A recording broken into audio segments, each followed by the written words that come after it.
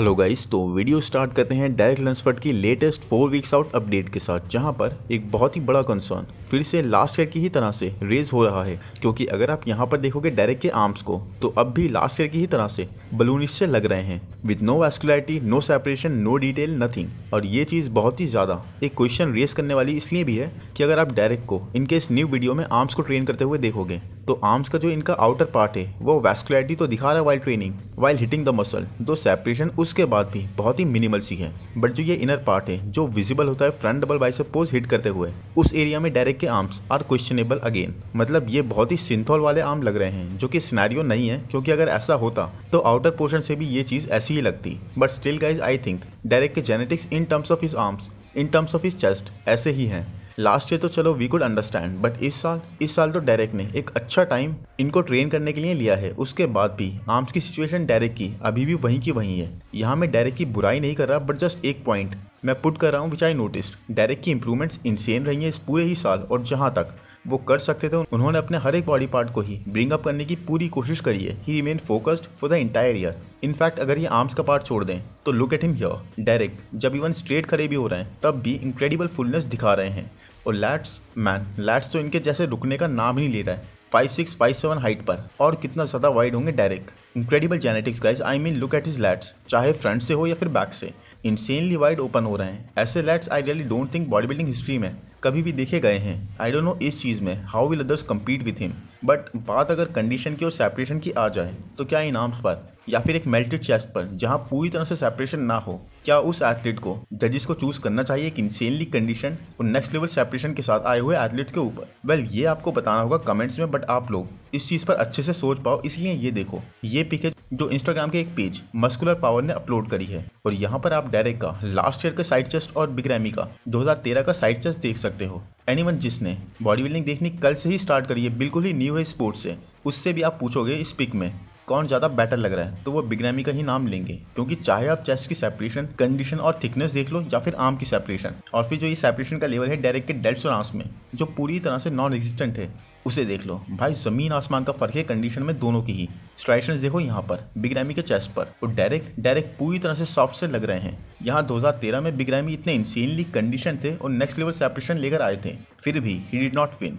तो ना सेकंड ना ही थर्ड, बिग रैमी की प्लेस यहाँ पर आई थी guys 8 guys 8। Can you believe it? और इस फिजिक के साथ डायरेक्ट सेकंड प्लेस पर लास्ट ईयर। क्यों? क्योंकि सिर्फ उनके पास एक वाव फैक्टर था, एक इंसेन शेप था।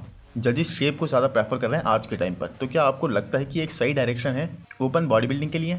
मतलब I am all in for shapes and aesthetic guys. मैं इसके खिलाफ नहीं हूँ, बट क्या शेप को कंडीशनिंग पर और सेपरेशन पर तरजीह दी जानी चाहिए? क्या एक ऐसा एथलीट जो कि निक हो या फिर हार्डी हो या फिर बिग रैमी, जो इसे इंसेन शेप होल्ड नहीं करता हो, but actual level of condition और सेपरेशन में एक्सट्रीम लेवल पर पुश करी हुई फिजिक के साथ आए, जैसे बिग रैमी यहाँ पर आए थे? अगर हम एक जगह पर जेनेटिक्स को लिमिट बताकर किसी के स्ट्रक्चर की वजह से उसे टाइटल के लिए नहीं कंसीडर कर रहे हैं, तो क्या यहाँ पर ये डेरेक के साथ एक काफ़ी स्ट्रांग जेनेटिक लिमिटेशन नहीं है? ये बात तो मैं यहाँ पर ये क्वेश्चन रेस करके आपके लिए ही छोड़ दूंगा, और आप बताओगे मुझे कमेंट्स में। क्योंकि आई थिंक अगर गोल्डन एरा में भी रॉनी की एरा में शेप्स को प्रेफर करते तो फ्लेक्स व्हीलर डिसेंटली कंडीशन तो आते ही थे, और शेप में वो रॉनी को हमेशा अपने एस्थेटिक्स से बीट करते थे।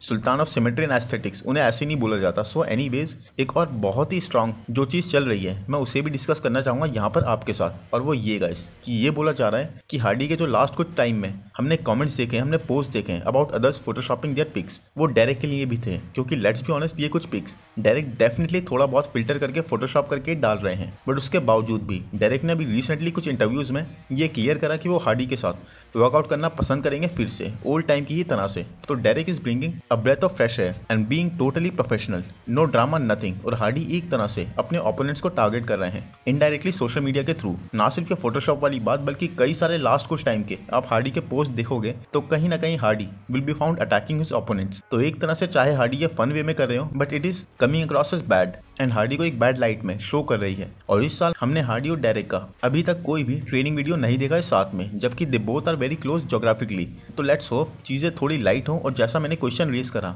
कि डेरेक प्रॉमिसिंग तो बहुत लग रहे हैं, बट क्या डेरेक के आर्म्स की कंडीशन और एक ओवरऑल सेपरेशन अगर इस बार भी लैग करती हुई दिखे उनके ओवरऑल इंक्लूड होने पर भी, तब भी क्या जजेस को शेप प्रेफर करना चाहिए विद डिसेंट कंडीशनिंग, या फिर ओल्ड टाइम्स की तरह से इंसेन कंडीशन और skin peeled athletes should be rewarded. Well, ये बताने के साथ साथ वीडियो को लाइक भी कर दो और subscribe to the channel for some crazy content with Nick Walker's level of consistency. Next update है जेरेमी बोंदिया के बारे में, जिन्होंने हमें अपनी न्यू पोजिंग रूटीन के कुछ पीसेस से इंट्रोड्यूस करवाया है and Jeremy is looking damn aesthetic. I mean to think कि जेरेमी यहाँ से यहाँ तक आ गए हैं विच नो वन बिलीव्ड, अपने आप में ही एक स्टोरी बताता है उस चैंपियन माइंडसेट की जो ये सिर्फ कहता नहीं है बल्कि बिलीव भी करता है कि नोबडी आउटवर्क्स मी। इस एक लाइन को, सिर्फ इस एक लाइन को जेरेमी ने पकड़ कर रख लिया है और इसी चीज को अपने वर्कआउट्स में, अपनी ट्रेनिंग में अप्लाई कर रहे हैं पूरी तरह से। एक जेरेमी के वर्कआउट वीडियोस, एक निक वॉकर के workout videos, they both are used to doing some crazy intense training.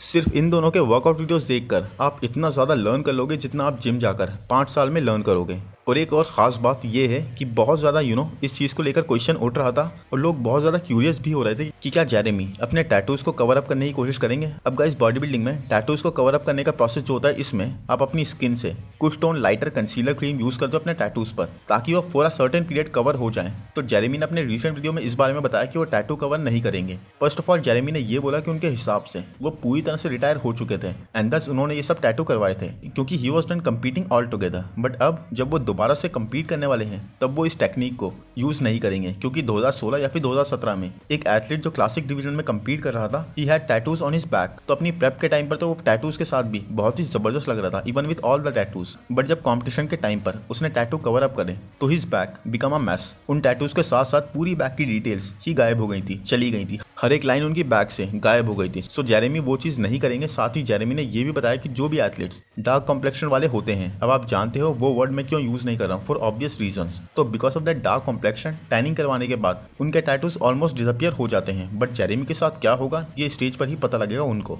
But आपको क्या लगता है, क्या जेरेमी को टैटू कवर अप करवाने चाहिए या ये एक चीज उनकी प्लेसिंग को या स्टेज परफॉर्मेंस को अफेक्ट करेगी अगर वो नहीं करवाते हैं तो?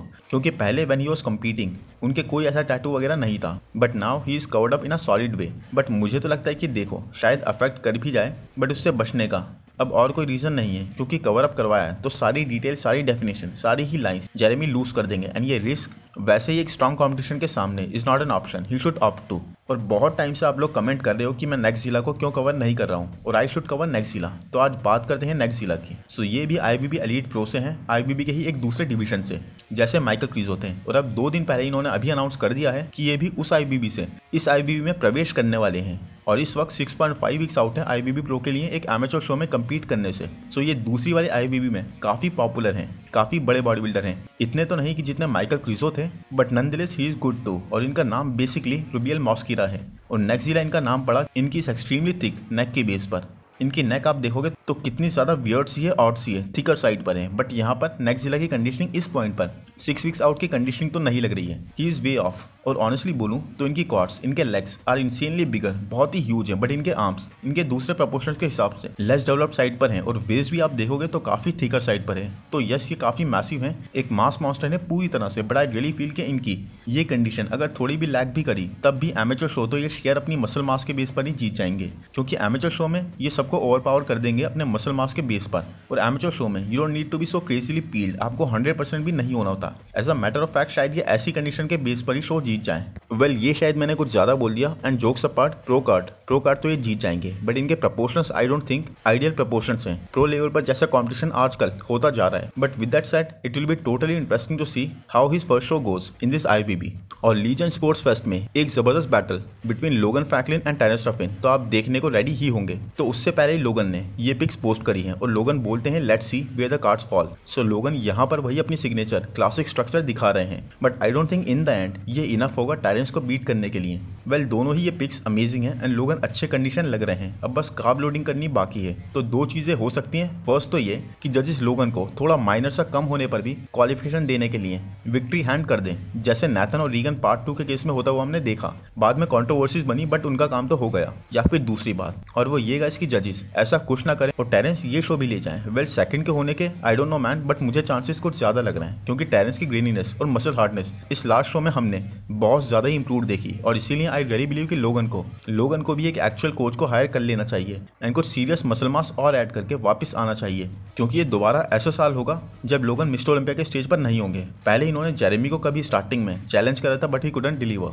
फिर इन्होंने क्रिस को भी कॉल आउट करा था और वहां भी ही केम शॉर्ट। तो मैन बातों से कुछ नहीं होता, result speak and results are speaking against लोगन।